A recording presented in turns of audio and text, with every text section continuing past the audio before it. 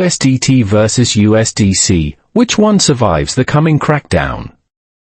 In the shadowy space between traditional finance and crypto innovation, a quiet war is being waged, not between Bitcoin and Ethereum, or bulls and bears, but between two digital dollars that power the entire crypto economy, USDT and USDC. Together, they move billions of dollars every day. They're the lifeblood of exchanges, DeFi protocols, and cross-border settlements. But now, their very existence is under threat. Governments are waking up. Regulators are moving in. And what was once a race for adoption is now a battle for survival. USDT, issued by Tether, has long been the dominant force, used across every major crypto platform. But with a history of opaque reserves, offshore banking, and investigations by US authorities, it's drawn more than its share of controversy. USDC, on the other hand, plays by the rules. Backed by US treasuries, audited, and supported by American firms like Coinbase and BlackRock, it's become the poster child for regulatory-friendly crypto. And yet, it's been losing ground, fast.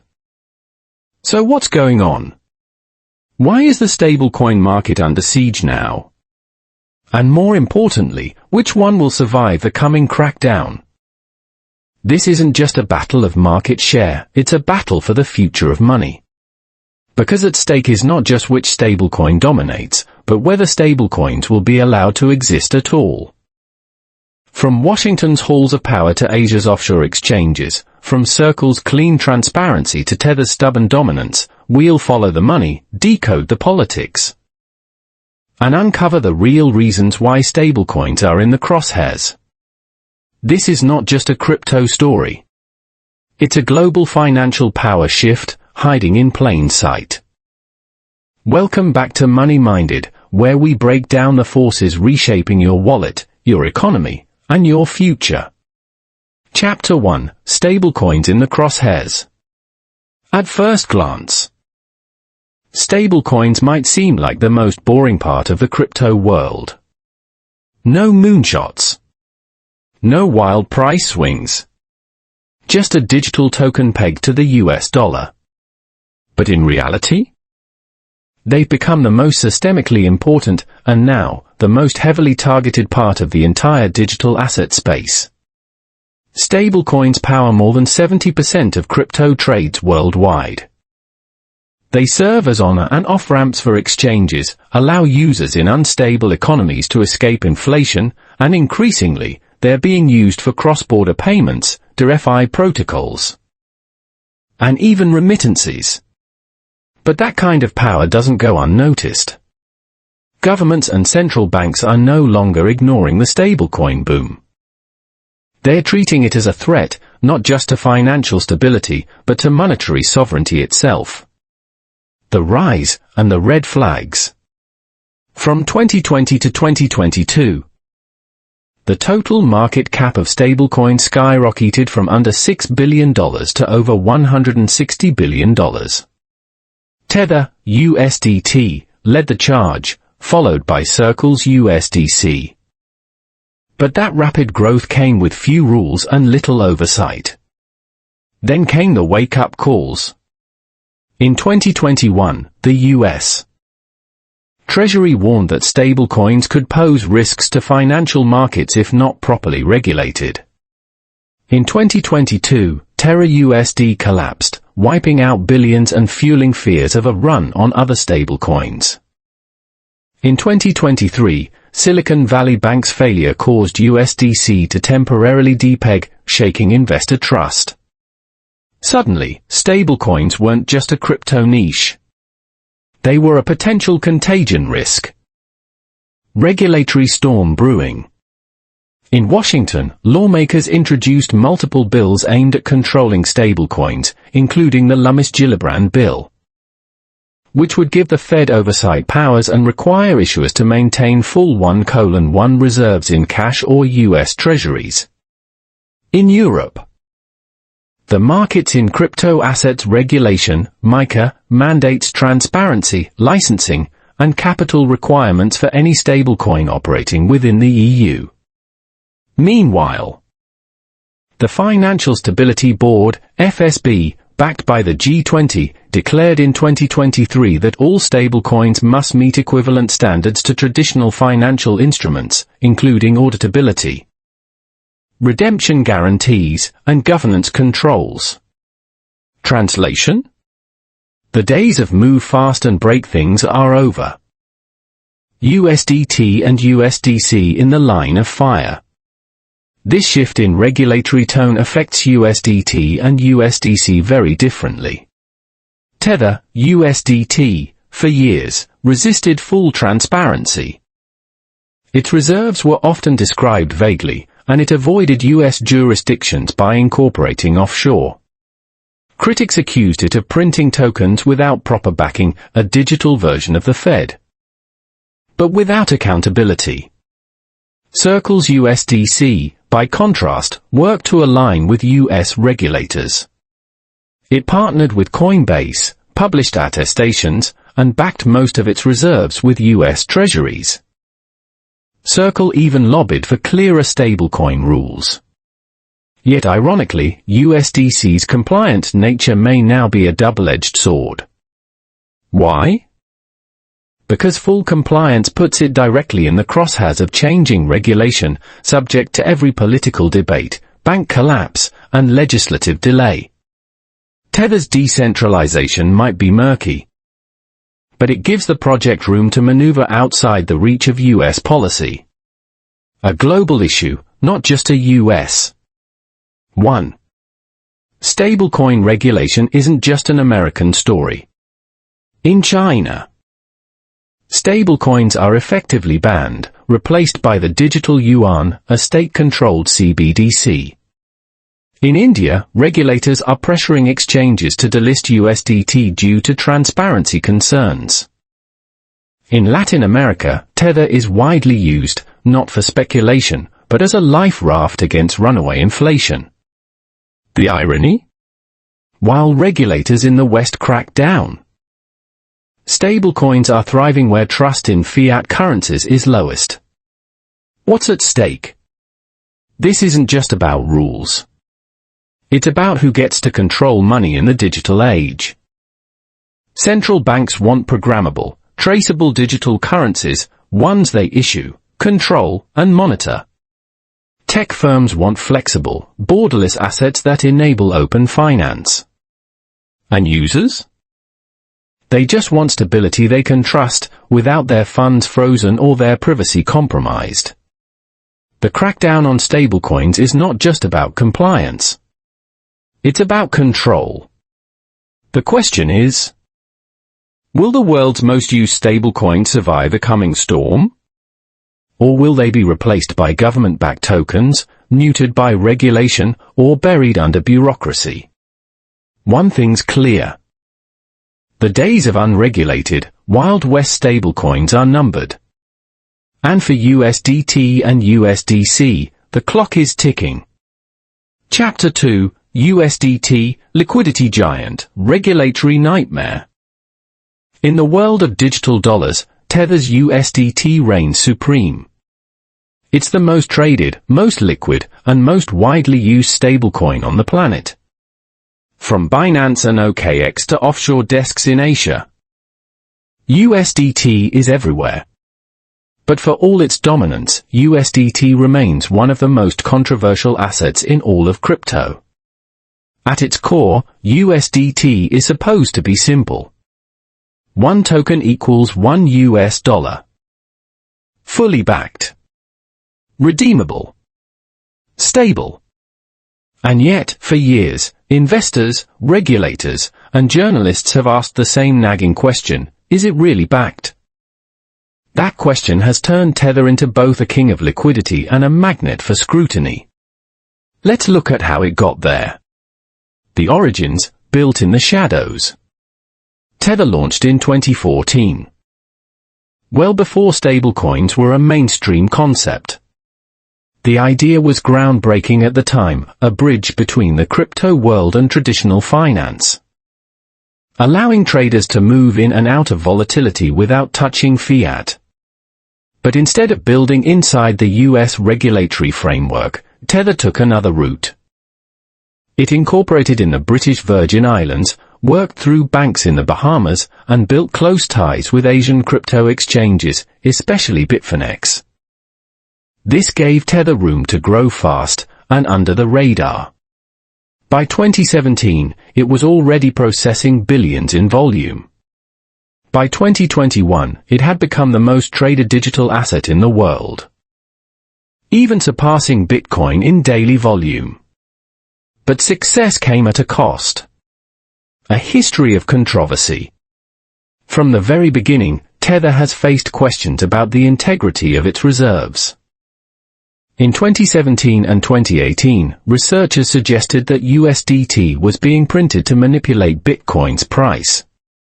In 2019, the New York Attorney General launched an investigation into Tether and Bitfinex, accusing them of covering up an $850 million loss and lying about reserves. In 2021, the Commodity Futures Trading Commission fined Tether $41 million, stating that for long periods, its tokens were not fully backed by US dollars, contrary to public claims. For most companies, that level of scrutiny would be fatal. But Tether shrugged it off, and kept growing. Why? Because of one thing, liquidity. The liquidity king. Despite the controversy, traders and exchanges kept using USDT. Why? Because it worked. It was fast. It was available everywhere. And it didn't require approval from any US institution. For many international traders, especially in Asia, USDT became a de facto dollar, used not just for crypto trades, but also for remittances, business transactions, and even savings. Tether's biggest strength has been its omnipresence. When you open a trading terminal on a global crypto exchange, USDT is often the default pair. Its deep liquidity makes it the preferred vehicle for market makers and arbitrage traders. Its availability on dozens of blockchains, including Ethereum, Tron, and Solana, makes it versatile and cheap to move. But this liquidity comes with a price, opacity. The transparency gap. Unlike its competitors, Tether has resisted full audits. It publishes attestations, snapshots of reserves from third-party firms, but not full, real-time breakdowns. Its reserves include US Treasuries, commercial paper, secured loans, and even investments in crypto companies. While it has reduced exposure to riskier assets in recent years, critics still point to the lack of granular data and third-party assurance.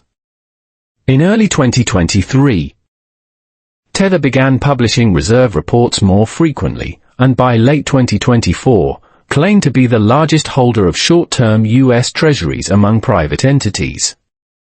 Yet questions remain. Who are Tether's bankers? Where exactly is the collateral held? What happens in a crisis if mass redemptions occur? These are not small concerns, especially for a token that powers over 60% of global crypto trades. Regulatory headwinds. Tether has long avoided direct confrontation with US regulators by operating outside US borders.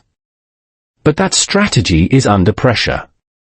If the US passes new laws requiring stablecoin issuers to be licensed, to hold assets in US banks, and to submit to audits, Tether could find itself locked out of key markets. Already, some jurisdictions are pushing back.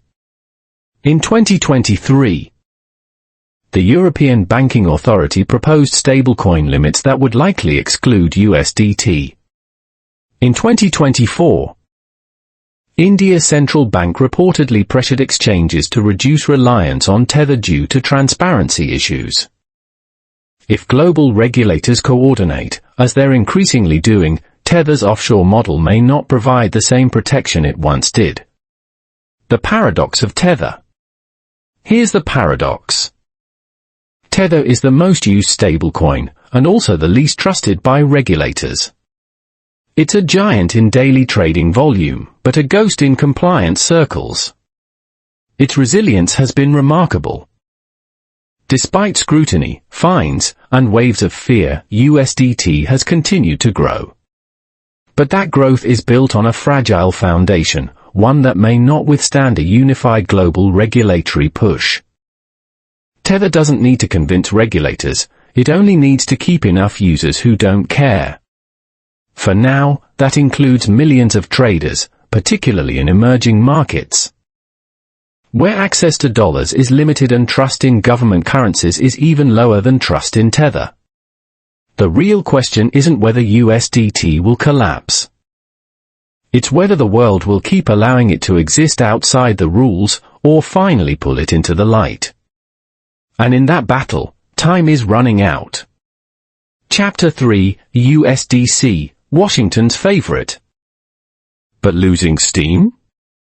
If Tether's strength lies in liquidity and ubiquity, then USDC's appeal has always been credibility. Circle, the company behind USDC, set out to do what Tether wouldn't. Build a stablecoin that plays by the rules. And for a while, it worked. USDC became the institutional darling of the crypto world. Audited reserves, monthly attestations, backing from U.S. Treasury bills, and a close relationship with regulators gave it an aura of legitimacy. It was the coin you could take into a meeting with bankers, lawyers, and policymakers, and not be laughed out of the room. But while Circle built trust in Washington, it quietly lost ground in the market. And in crypto, credibility alone doesn't always win. So how did the most compliant stablecoin start to fall behind? Built for transparency. When Circle launched USDC in partnership with Coinbase in 2018, it positioned itself as the regulated alternative to Tether. The coin was structured as a dollar-backed token, with every unit redeemable for $1 held in custody with regulated U.S. financial institutions. Unlike Tether, Circle published monthly attestations from top auditing firms and disclosed the composition of its reserves. By late 2021, USDC had grown rapidly, capturing nearly 35% of the stablecoin market. It was increasingly used in DeFi, as collateral in lending protocols, and for institutional settlements. Its integration with major platforms, from Coinbase to Visa, reinforced its image as the bridge between crypto and the traditional financial system. And regulators took notice. Circle executives were invited to testify before Congress. USDC was cited positively in Treasury reports. In a world where most crypto firms were fighting the SEC, Circle seemed to be co-authoring the rulebook. But markets don't always reward compliance. They reward confidence. And that's where trouble started. The SVB shockwave. In March 2023, Silicon Valley Bank collapsed, and with it, a piece of USDC's reputation. It was revealed that Circle had over $3 billion in cash reserves held at SVB. When the bank was taken over by the FTX, panic spread. USDC depegged from the dollar, falling as low as 88 cents on some exchanges. Though the peg was quickly restored, the damage was done. For a coin that had marketed itself on stability, even a temporary depeg was unacceptable in the eyes of many users. Tether, ironically, didn't flinch. And in the weeks that followed, capital flowed out of USDC and into USDT, reversing a trend that had been building for 2 years. In the months after the SVB incident, USDC's market cap dropped from over $45 billion to under $25 billion. A stunning reversal for a coin built on trust. Losing ground, gaining scrutiny. USDC's decline wasn't just due to SVB. There were other structural issues at play. First, Circle was too concentrated in US banking infrastructure. As regulators cracked down on crypto-friendly banks like Silvergate and Signature, Circle's options narrowed. Tether, by contrast, operated outside of this system entirely. Second, USDC struggled in overseas markets. Its regulatory posture, an asset in Washington, became a liability in regions where compliance was less of a priority. USDT, fast and easy to acquire, dominated in emerging markets. Third, the political tides began to shift. While some US lawmakers supported Circle's vision, others began pushing for central bank digital currencies, CBDCs, potentially displacing private stablecoins altogether. The very environment Circle helped shape was now turning more hostile to its long-term survival. A strategic pivot? In response, Circle began making moves. It obtained licenses in Singapore and Bermuda, signaling a shift toward international markets. It launched USDC on more blockchains, including Solana, Polygon, and Arbitrum, to increase its reach and utility. Circle also rolled out new products like CCTP, Cross-Chain Transfer Protocol, to make USDC more composable in the Web3 ecosystem. And perhaps most significantly, it began distancing itself from the idea that USDC should be regulated like a bank deposit. Instead, Circle pushed for a tailored regulatory framework that recognizes stablecoins as a new category of digital cash. It's a bet that regulators will want to work with the private sector, not against it. But it might be too late to regain dominance. A coin with political capital, but market weakness. Today, USDC remains widely respected, but underused. Its integration with regulated platforms gives it staying power. But unless it can reverse capital outflows and reclaim market share, it risks becoming a niche product. Useful for compliance-heavy use cases, but irrelevant for global crypto liquidity. The irony is clear. Tether, shrouded in secrecy, remains the market leader. USDC, built for transparency, is fighting for relevance. If regulators tighten control and demand US-based issuers, USDC could soar, even become a nationally endorsed stablecoin. But if the crypto economy continues to rely on fast-moving, offshore liquidity, USDC may slowly fade into the background. In the end, the fate of USDC may not be decided by market forces alone, but by whether the United States chooses to embrace it, replace it, or regulate it out of existence. Chapter 4. The Global Chessboard, Stablecoins versus CBDCs. Stablecoins were supposed to democratize money, fast, borderless, programmable digital dollars that anyone could use, without needing permission. But that dream has collided with a powerful force, the nation-state. And now, a much larger game is unfolding, not just between USDT and USDC, but between private digital dollars and sovereign digital currencies. Welcome to the global chessboard, where every move is about power, surveillance, and control over money itself. Central banks strike back. For decades, central banks have enjoyed monetary monopoly, the exclusive right to issue national currencies. But the rise of crypto, and especially stablecoins, disrupted that model. When users in Turkey, Nigeria, or Argentina choose Tether over their national currency, or when USDC replaces wire transfers in cross-border trade, governments don't just lose fees. They lose monetary authority. That's why more than 130 countries are now exploring or developing their own central bank digital currencies, CBDCs. China is leading with its digital yuan, already live in dozens of cities and embedded into WeChat and Alipay. The European Central Bank has finalized plans for a digital euro. The U.S. Federal Reserve is researching a digital dollar, though still cautious on rollout.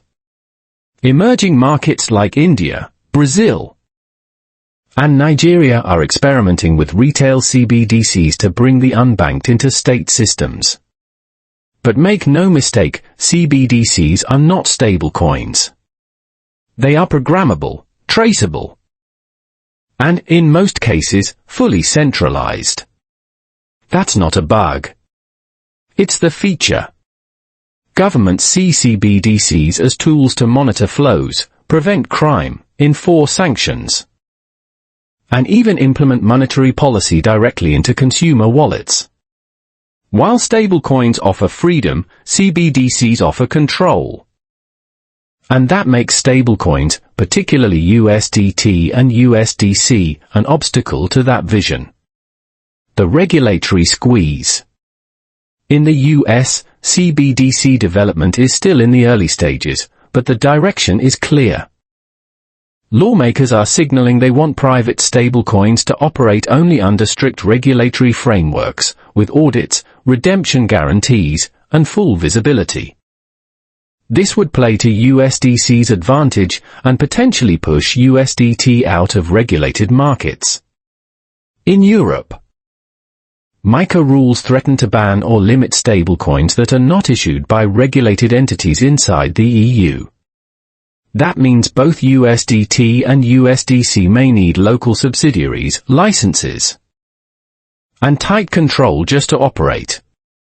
In China, the approach is simpler: ban stablecoins altogether, promote the digital yuan, and control crypto use at the infrastructure level. But these moves are not coordinated, yet. The Financial Stability Board, FSB, under the G20, is pushing for global standards on stablecoins.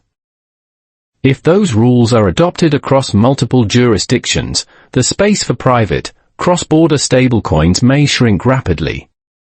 The two-tier future. What's emerging is a two-tier global system. Regulated stablecoins and CBDCs dominate in the West, tightly controlled, integrated with financial institutions, and used in high-trust, high-compliance environments. Offshore stablecoins like USDT continue to circulate in emerging markets, gray zones, and among users who prioritize liquidity and access over legal clarity. In this future, USDC might survive as the institutional choice, used for on-chain settlement between fintech firms, banks, and payment providers. USDT, meanwhile, may thrive in the shadows, serving the needs of unbanked users, informal economies, and crypto traders far from regulatory reach. But that balance is unstable. If the US fast-tracks a digital dollar, or if Europe mandates CBDC-only settlements, private stablecoins could be squeezed out, or forced to evolve into regulated utilities. And if geopolitical tensions escalate, as they are, we may see stablecoin adoption as a form of soft power. Already, USDT is viewed by some as a shadow dollar, spreading American monetary influence without central bank control. That makes it both an asset and a threat, depending on who's looking. The endgame? The real battle isn't between Tether and Circle. It's between open digital money and state-issued digital control. Stablecoins opened a door to global finance without borders. CBDCs are trying to close it and install locks. The question is, can both coexist? Or will the state ultimately demand full control of digital cash? For now, both models are expanding. But history suggests that when sovereignty is challenged, states push back hard. What we're watching is the beginning of a new monetary order, where every wallet, every transaction, And every digital dollar is part of a larger geopolitical struggle. And in that game, stablecoins are just the first pieces being moved. Conclusion: one winner, or a new hybrid future. So, who wins the stablecoin war? If we look at pure market metrics, Tether's USDT appears unbeatable. It dominates in liquidity, trading pairs, and global usage. It thrives in regions where access to traditional banking is limited, and users need a fast, dollar-pegged asset they can trust, regardless of regulatory approval. But that dominance comes with a ticking clock. Tether's opacity, offshore structure, and historical legal troubles make it a clear target for regulators. As governments worldwide begin coordinating oversight and demanding transparency, USDT may find itself increasingly isolated, cut off from compliant exchanges, institutions, and banking rails. On the other hand, USDC, with its US regulatory alignment and institutional credibility, seems poised to step into the vacuum left by Tether, especially if laws like the Lummis-Gillibrand Bill or MiCA become the global standard. But USDC faces its own existential challenge. It's losing market share. It's dependent on fragile US banking infrastructure. And in a world where CBDCs are rising, even USDC may be seen as a transitional tool, not a permanent solution. So perhaps the real answer isn't Tether or Circle. Perhaps the future is more fragmented and more political than we think. We may be heading into a hybrid era where regulated stablecoins like USDC serve the needs of banks, fintech platforms, and governments in compliant economies. Offshore assets like USDT remain dominant in peer-to-peer markets. Emerging economies and regions where capital controls drive demand for unofficial dollars. Meanwhile, central banks roll out their own CBDCs to compete, not with Bitcoin, but with the digital dollars born out of crypto innovation. And just maybe, a third option emerges. One where new players, like tokenized bank deposits, fintech-issued stablecoins, or even PayPal's digital dollar, begin to capture both market trust and regulatory approval. In that world, Tether's resilience and Circle's compliance may not be enough. The next generation of digital dollars could come from outside the crypto world entirely. But one thing is certain. This is no longer just about stablecoins.